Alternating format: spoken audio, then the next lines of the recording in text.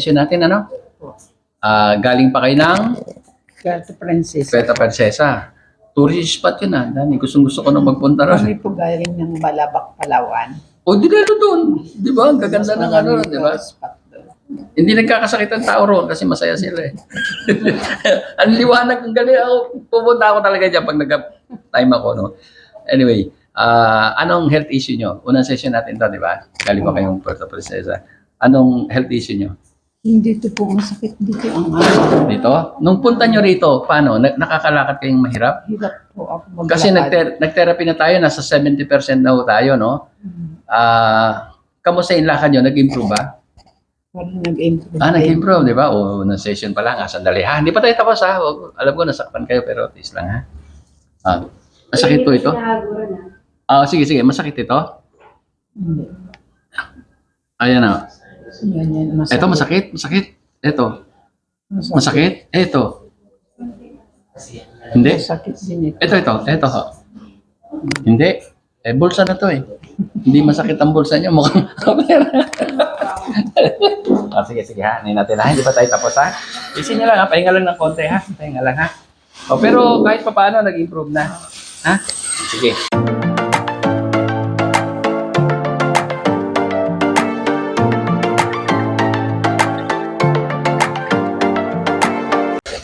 So, si sister, unang session, nung nagpunta kayo dito, inaakay kayo, tama ba? Hindi kayo makalakad mag-isa, dalawang, sabi niyo, Dalawa po. dalawang Magkabilaan. dahil ito, asiatica at lumiit na ito, lumiit na, wala nang power yung ano, no? Tapos na tayo mag-therapy, tingnan natin kung ano naging resulta, ha? Sige, tayo kayo. Okay? Makakatayo? Okay ba? Nag-improve ba? Sige. Lalakad ho kayo. Tingnan nyo, yung kayo lang mag-isa. Tingnan natin. Yes. Kayo kasama sa bahay, ano? Sige, lakad ho. Okay. Dahan-dahan lang, walang mabilis, ha? Hindi na nga masyadong tumatalsik. Kunting exercise pa lang, Kanina tumatalsik, eh. Ano? Kayo ba yung...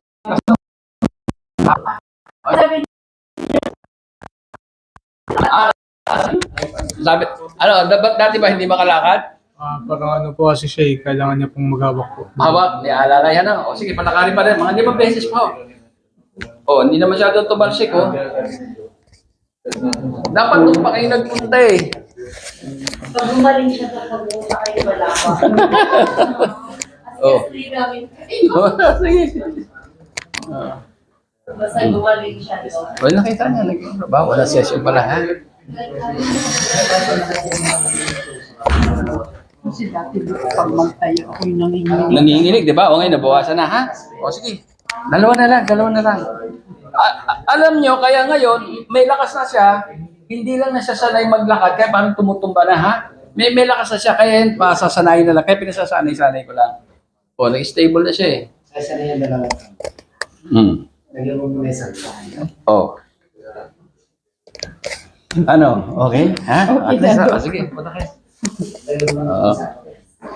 Kayo yung mga anak, kapatid kayo? May improvement, may pagbabago siya ngayon. Masaya kayo, ha? Opo. Kasi layo. Basta kung kung mag-okay siya halimbawa baka pa siya kayo ng Balabac.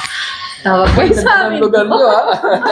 Alam mo, Basta magaling lang po siya. sige, mananalangin lang tayo, ha? Mananalangin lang. Sige, masaya kayo, sister? Kayo pala yung nag-akay dito, di ba? Sige. Okay, salamat, ha? Nagpunta kayo rito, ha? At sige, okay na yan. Yung nutrients, iinumin nyo, ha?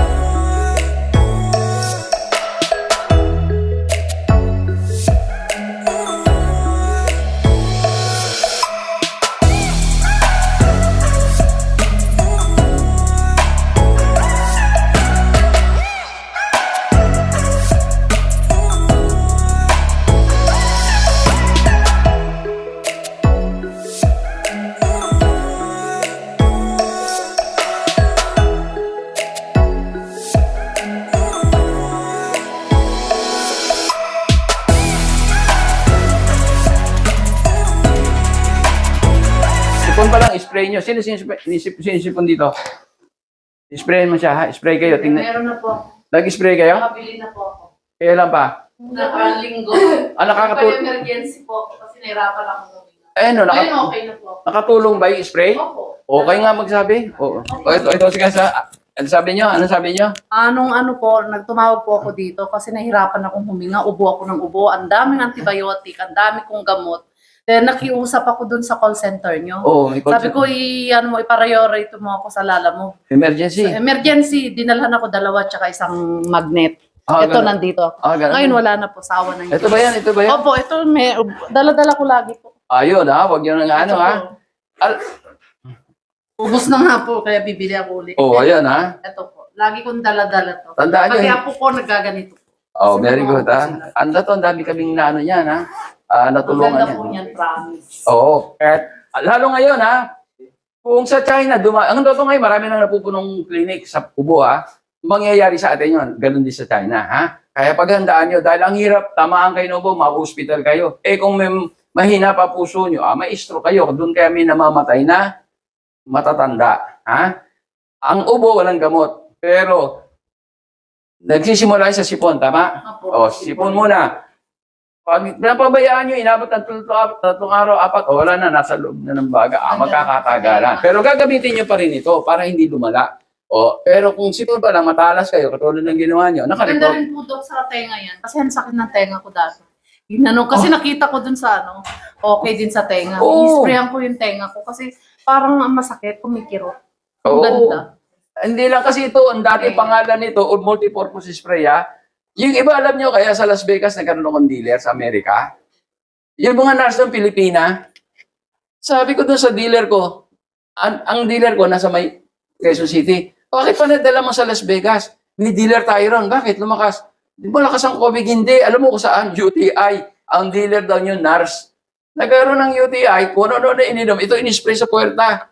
Ayun na isa. Kaya doon sila ay maraming nurse, malaking ospital. Ayan, kaya hindi lang yun, sinabi sa tenga, kaya dinugtong ko na, ha? Ito, alam nyo kung ano yung laban nito? Kung ano yung ginagamit ng ating katawan sa loob ng ating katawan na pamatay sa virus at bakterya panlaban. Ano yun? Zinc at ano pa? H2O2. Pero wala naman po akong ubo, wala akong ubo. Uwi na kayo, parang nahihilo lang ako. Hindi. Pag sa pag-therapy tayo, yung hilo-hilo, makatutulungan kayo sa therapy. Ibig sabihin nun, may problema yung dugo nyo, yung oxygen, ha? Nakakaano. Mahina ba kayo minom tubig? Medyo... Mahina. Dadamihan nyo, ha? Tapos mag-therapy kayo, ha? Okay, mababawasan na. Yung karanasan ko dito sa magnet na to, pero bago ko naalala to, galing na kami dito noon eh. Diba, nagpaano na kami. Nagano na. So, gumanda pa ganun, pati yung likod ko, yung sa likod ko, hanggang ganun, wala na eh. Hindi, wala. Ayos na siya. So, ito lang ngayon, bibiyahin na kami ng Mindanao. Yung aeroplano, habang umakyat yan, may pressure yan. Nahihirapan ako huminga. Naranasan niyo ba yung pag huminga, parang may tumutusok sa... Sa akin, lumalala siya ng lumalala. Hindi na ako nagpalata sa magulang ko. Parang kumukulo, parang may gumagano habang huminga ako. Medyo matagal, pinabayaan ko lang kasi minsan nawawala, di ba? Hindi, lolang lumalala. Sabi ko, naalala ko yung dugo. Malapit siguro dugo ko. Yun, dumapot, di ba? Nandito na sa akin yung bagong ganyan. Kinuha ko magnet. Pag tapat ko siguro 2 to 3 seconds. Ang luwag ng hininga ko, sabi ko, grabe to. Naalala ko lang sa salamat talaga sa kamay talaga. The best. Kayo ba ay pagod na sa pabalik-balik sa doktor at kakainom ng synthetic na gamot? Abay tara na sa Aviso Wellness Center at alamin ang natural healing power of the body. J.R. Lowy. Ang lahat ng tao ay nabiyayaan ng natural healing power. Ito ang prinsipyo na pinalalaganap ng Aviso Wellness Protocol na pinangungunahan ni Engineer Ismael Aviso.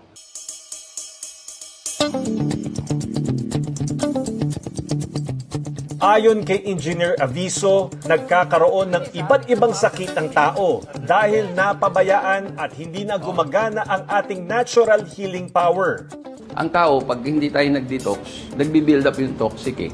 Kasi dapat ang tao, para maganda ang katawan natin, maganda ang daloy ng dugo, merong nutrients na kailangan sa atin. Malaking bagay ang diet o kung ano ang ating kinakain para gumana ang ating natural healing power.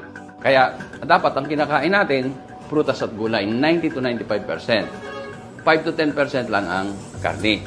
Pero hindi ko sinasabing masama ang karne. Kailangan yan, pero kailangan ko konsumahin natin. Kasi pang-build up ng muscle yun eh.